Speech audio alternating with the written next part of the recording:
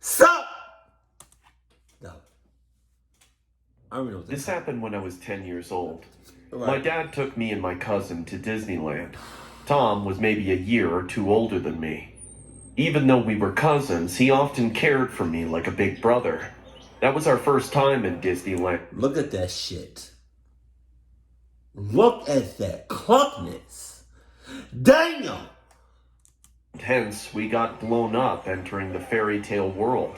There were exciting rides everywhere, with all the Disney themed setup.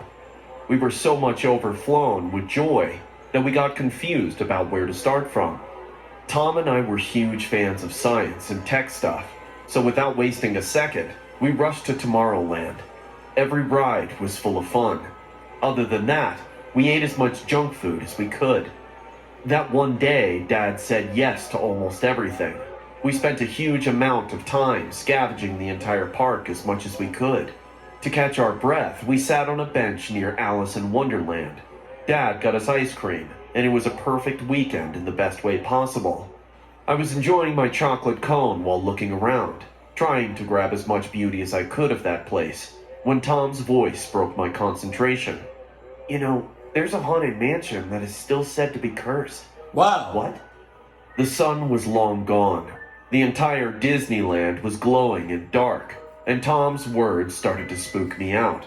I never enjoyed talking about ghosts and stuff. I still don't. Tom smiled and said, "You don't know the story? What's the..." No, I don't, and I don't want to know the story. I do not. You know how I felt about spirits, ghosts, paranormal activity, haunted shits, all of that. I do not want to hear this shit. If you say anything, I'm going to have to rock your shit. Whoa! The one about the crying kid. Oh my God. No. Why? What happened? People say there was a woman who came to visit the haunted mansion with her little son on his birthday. The son fell in love with that place and wished to revisit it on his next birthday. But before he could, he died due to some unknown reasons. Oh yeah? I stopped him, saying, "But he didn't die here. Then how come this place is cursed?" "Well, you didn't let me finish, idiot. Keep quiet and listen." Tom went on. "Next year on his birthday, the mother came back with the little boy's ashes, and it's said that she scattered them inside the haunted mansion so the boy's soul can live forever. Since then, people visiting the haunted mansion after dark keep hearing the cry of a little boy inside that mansion. Some say he's still there." My ass. Jeez. Tom stood up laughing, seeing me spooked out just by a crow. I looked up and saw the night sky above. The crowd was getting thinner around us. My dad called out and said we have an hour more to do whatever we want. Then we'll be heading home. He went to grab a drink and Tom said, "Let's check out the haunted mansion." Honestly, I would have not hesitated before. But after that creepiest story, I started having second thoughts. Seeing me pondering like that, Tom chuckled, saying, "I didn't know you were such a chicken." Yeah, I am a chicken. Buck, bitch. Go ahead. Go ahead, cuzzo. You got all of that and then some. I'm gonna stay right here. Dad, what you have yours? Shut up. I'm scared of nothing. Then let's go. I noticed my dad walking away. I then looked back at Tom. He stood there with "you're such a kid" face, if that makes any sense, but whatever it was, he knew his story freaked me out. But eventually I decided to man up and go with him. There weren't many people around the haunted mansion. As we were about to enter, we only saw a crew member standing near the door. "Welcome to the last ride of the day." The woman smiled and opened the front door for us. It was ironic enough that I am already freaking out by a crazy She looks sus as shit. Hold on. story and about to hop onto the last show of the night. The Haunted Mansion is a dark ride attraction.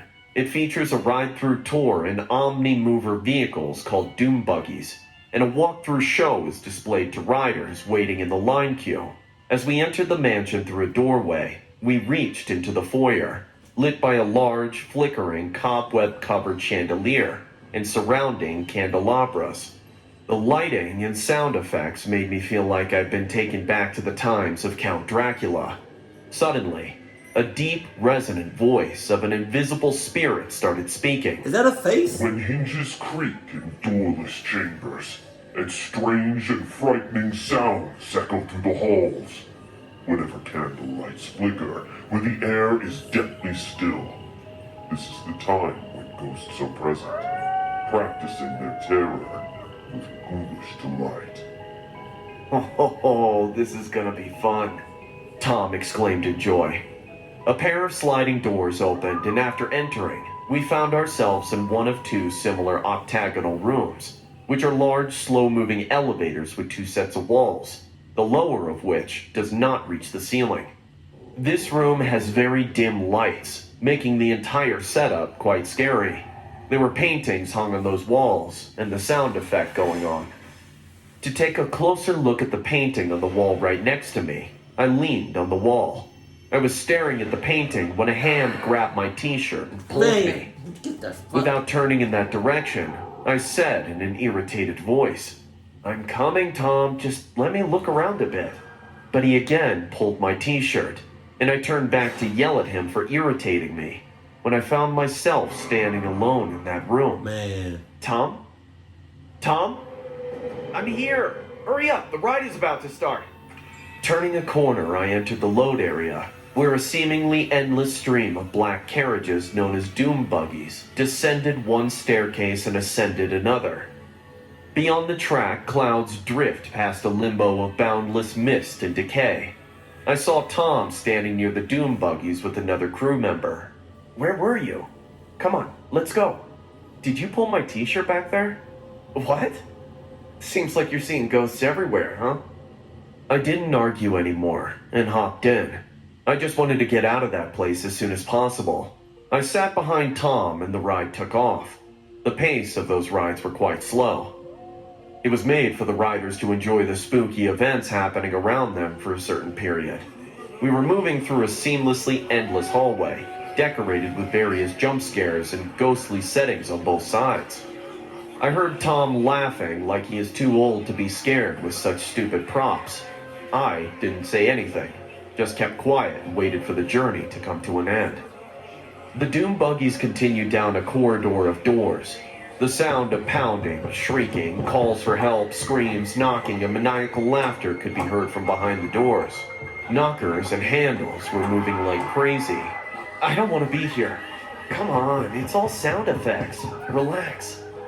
After leaving that area, we entered a dark room decorated with objects of witchcraft. A witch's head appeared within a misty crystal ball with blue hair, and it started to flow in the air while she incanted in a creepy voice. Serpents and spiders, the tail of a rat. Call in the spirits wherever they're at. Rap on a table, it's time to respond. Send us a message from somewhere beyond. The computerized voice was about to say more, when the entire mansion has power cut. Wow. The sounds paused and the ride stopped with a quick jerk, and Tom and I sat in the pitch black hallway. Man. My God, what do we do now? I screamed in fear.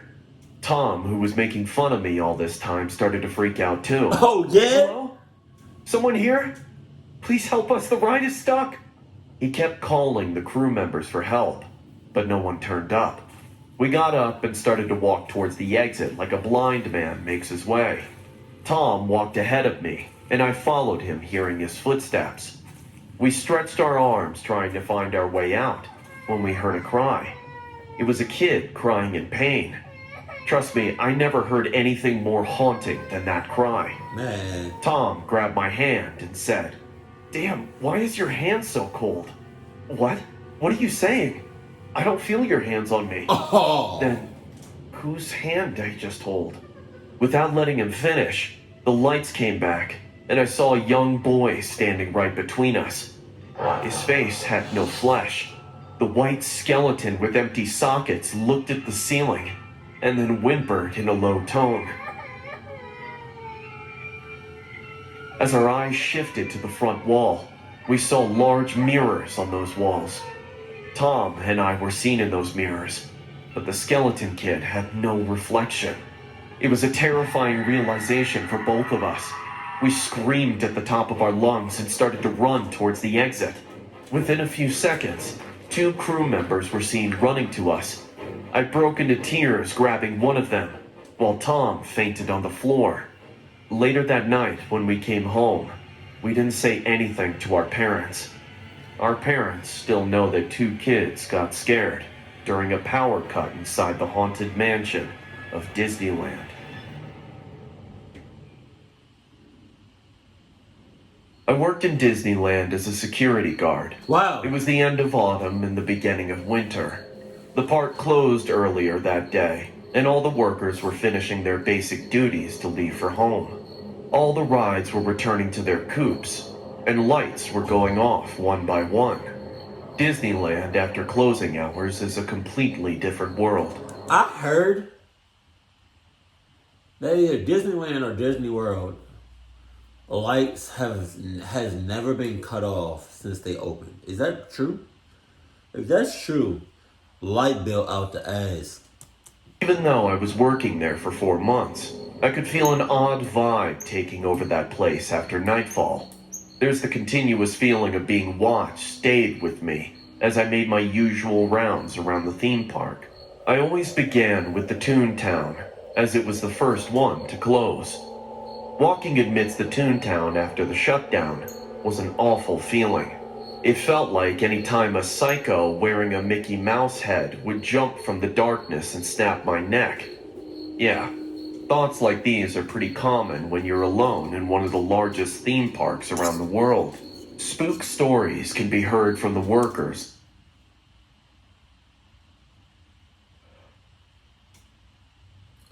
So you mean to tell me you're the only security guard in the whole goddamn place? That's cat. My ass. I would either need about 51 other security guards with me on my shift, or pay me out the ass. Pay me like $56 an hour or some shit. 100. Plus, I'm doing night shift, so that night differential, that's the even fun. I'll make it $500 an hour. The time. Even though some of my colleagues shared weird experiences while working here, I never saw anything scary until one night. I was eating my sandwich and watching some random videos on YouTube when I heard the rustling of bushes at some distance. I looked up but didn't see anyone. I thought it was probably a bird or a squirrel and ignored it. After 15 minutes, I got up to make a full round around the theme park. That was my 3rd round of the night. This is to confirm that I already made 2 rounds and came to the conclusion that there's no one here except me and Smith. Smith's security room was on the other side of the park. Hence, we kept contact through walkie-talkies. While doing our rounds, we often met each other and shared a smoke for a break. So that night too, I started walking towards his room while scanning the surroundings. I came near the Indiana Jones adventure when I saw a figure coming out from the darkness. I stopped and watched a guy wearing sweatpants and t-shirts slowly going in the opposite direction, right in front of my eyes. I could tell it was a teenage boy with a malnourished structure. He was crossing the way so casually that I bet he didn't see me standing at some distance.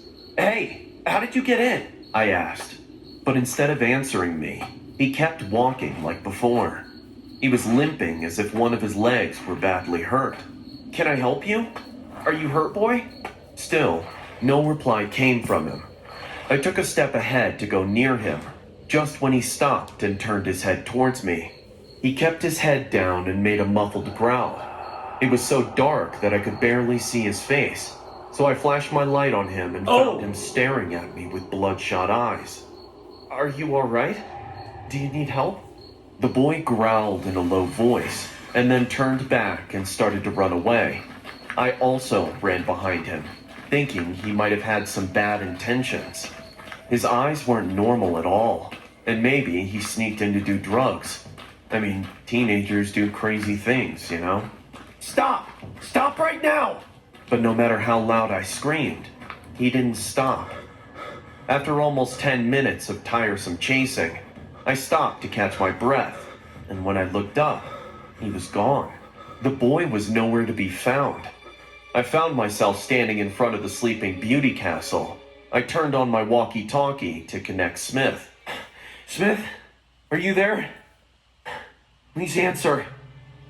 I called for him once again, but he didn't reply. I started walking towards the security room while continuously calling him through the walkie-talkie. When I reached his room, I found it empty. I was getting tensed just when Smith's voice came from the walkie-talkie. Walter, you there? Yeah, man, where the hell are you? I'm checking the monorail tracks. The ride operator called me. He said it to run it once through, just to see if there was an issue with the operation device. But what happened? Smith, I saw this teenage boy. He must have sneaked in to do drugs. I tried to catch him, but he outran me somehow. He's still in the park. We should go look for him. Smith told me to wait until he finishes the test drive. From where I was standing, I could see the monorail tracks right above me. I waited for Smith to come down and lit a cigarette. I kept my eyes open, hoping to see that teenage boy once again. The sound of monorail coming close reverberated in the silent theme park. I was about to put out the cigarette butt just when something unexpected happened. Oh shit! The boy jumped on the ground from the roof of the security room. I heard his bones snapping as he stood upon the ground. I literally saw a white bone gushing out from his limb, making a bloody scene. But he stood like he felt no pain. What the hell is wrong with you? I screamed in shock, and the boy once again turned his head at me. He smiled in a sinister way, and then ran ahead at full speed. The pillar attached to the ground leading to the monorail track has small iron bars in it for the maintenance guys to climb up. He climbed those bars like a monkey, and I saw the inevitable happen in front of my eyes. As soon as the boy reached above the track, the speeding monorail Damn! him and ran over him in a wink. A spine-chilling growl took place, and I heard Smith pulling the brakes. The monorail stopped on the tracks, making a loud squeaking sound, and everything went silent. It took me some time to grasp the entire scenario. Smith started calling out for me while fumbling in fear. Who can think straight after running over a person, right? I slowly walked to the nearest halt and saw the monorail going backwards. After moving back from the spot where the boy was standing, Smith stopped the monorail and came out. His face was all pale, just like mine. We were sweating in fear. It was time to walk the tracks and discover the remains of that teenager. No one has to tell us that it's going to be bloodshed, with organs scattered everywhere. My heart was beating so loud that at some point I thought it would come out of my chest. Taking slow and tense steps, we went to the spot, and as we peeked to see what we were expecting, our eyes widened in horror. There was nothing on the tracks. No blood, no human remains, not even a footprint. Smith and I exchanged a confused look. We were pretty sure that that boy was run over by the monorail. We walked the track twice, searching for some clue to define his mysterious disappearance, but we found nothing. Is this possible for two sane adults to hallucinate such a vicious scene without being under a state of intoxication? I don't think so. Smith and I didn't tell anyone about this. I changed my shift and Smith resigned after a week. I knew it was hard on him to continue working there after that night. Months went by until one day, I overheard a conversation of the maintenance staff. I heard one of them mentioning a teenage boy sneaking inside the park after closing hours. I rushed to her and asked her what's the deal with this boy, to which she told me. In June of 1966, a teenager tried to sneak into Disneyland for a grand night by climbing a fence and crossing the monorail track. When he was spotted by a security guard, the teenager ran, but he was struck and killed by the monorail train. It is said that the ghost of the teenager could be seen at night, running alongside the monorail train. I wanted to share how true this tale is, but it's better to keep a little information with yourself sometimes. I've left the job long back, but whenever I imagine the scene of that boy jumping on the tracks, I get shivers, thinking he was already dead before he died once again, right in front of us that night.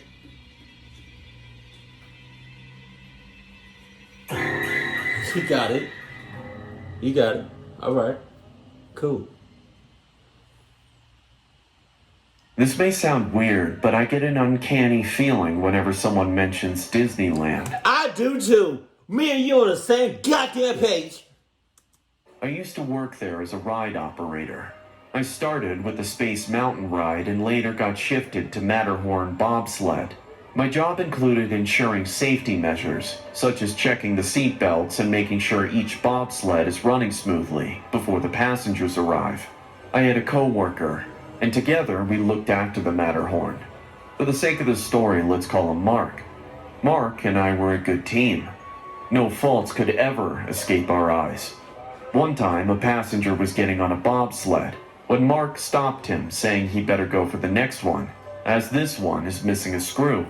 We pulled the bobsled aside, and I did find a missing screw on the area where the wheels are attached to.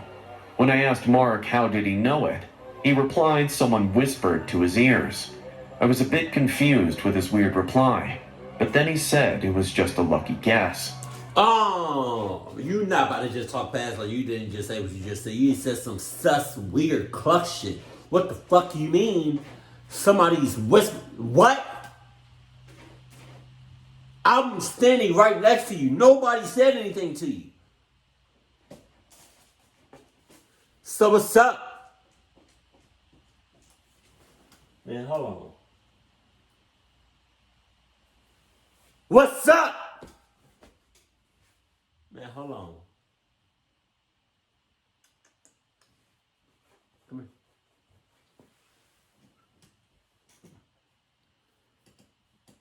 What's up?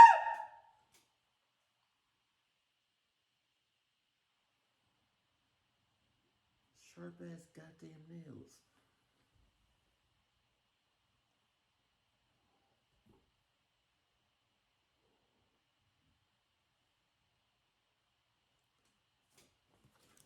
I didn't think about it much, because he was working on the ride way before me, so these intuitions come in handy when you gather enough experience. Our duties also included checking the entire track after closing hours, looking for lost items. Sometimes people dropped off their things out of excitement of the ride, and we had to walk the entire track at night to make sure everything was in place for the next day. The differences between Disneyland in the day and Disneyland after dark were far from reality. A place that's never silent when the sun is in the sky suddenly turns into a graveyard of toys and rides after the closing hours. I still remember the first time when I walked the track with Mark. I could feel extremely cold air blowing inside the Matterhorn tracks. It was quite surprising because there's obviously no air conditioning inside these caves, and it was warm enough outside. Not just that, but there stood this one particular big cavern in the middle of the ride, with a burnt-out light. No matter how many times we changed the bulb there, it always stopped working after a day or two. Oh no! Mark never bothered about any of this. Hence, I overlooked these matters too. Until one day, something really weird happened. I was walking down the tracks with a flashlight, checking for any item. Mark was way ahead of me. We were in the cave with no light. Even though I could see Mark, I could see his flashlight moving in the dark. I was thinking of increasing my speed to catch up with him when I saw something sparkling at the side of the track. As I flashed my torchlight on it, I discovered a bunch of keys. I crouched down to pick it up when someone whispered to my ears, Oh shit!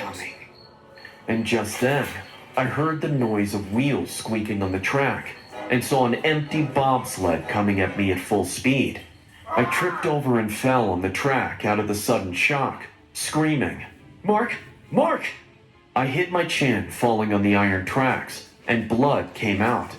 I still grabbed the wound with my hand and turned over to dodge that speeding bobsled. But it was gone. Mark came running. "What happened?" What the hell? He picked me up and we came out. I sat on a chair while Mark washed off the wound and put a bandage on it. I'll check the track early in the morning. You must have tripped over due to the stones on the track. These electricians can never do a clean job. I told him repeatedly to clean the track after fixing the wiring inside the wall, but bloody hell.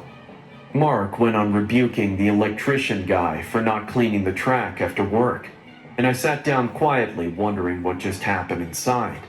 When Mark noticed I wasn't reacting at all, he asked, "Dude, are you alright?" "I don't know.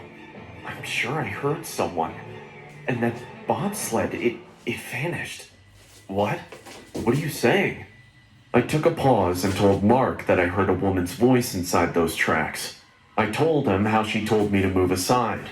And just then, I saw an empty bobsled coming at me from nowhere, and I fell on the ground out of a sudden panic.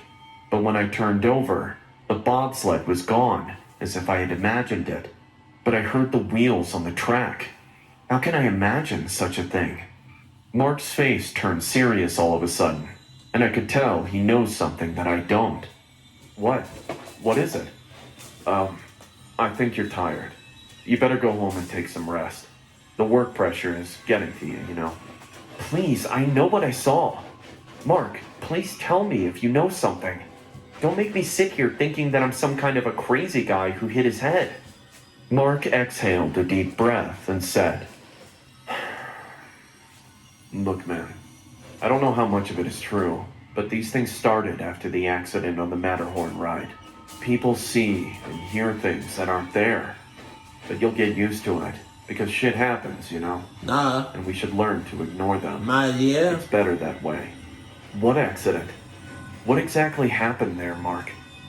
Summing up what Mark told me, 3 years back, a woman named Dolly took this ride. Dolly was a mother who went on the ride with her children. She was worried about them, so she undid her seatbelt and turned to look at them. Deadass. The train went into a sharp decline while entering the big cavern, and she was thrown from the train onto the tracks. Before she could get up and move, another bobsled came at full speed, running her over. I couldn't speak for half an hour after hearing this. Suddenly, a question came to mind. "Mark, the day you guessed the screw missing in the ride, will you still say it was a lucky guess?" Mark patted my back and said, "You'll get used to her with time. She never hurts anyone, though. In fact, she helps me in every way possible." No, I didn't keep working there to get used to a woman's spirit that haunts a ride at night. I'm saying. Now I know why the light near the cavern always fuses out. Mark said the cavern is often referred to as Dolly's Dip by many co-workers. I don't know how normal it is to work around a ghost, but no matter what, I am never going back to Dolly's Dip, even in daylight.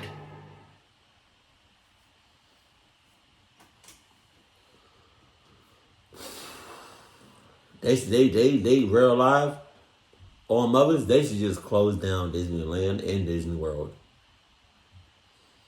You know what I mean? They should still keep up Disney. You know, just so that we can have our Marvel shit popping or whatnot. But as far as Disney World and Disneyland, cut all that shit out. Please. Because I feel like they're doing more harm than good.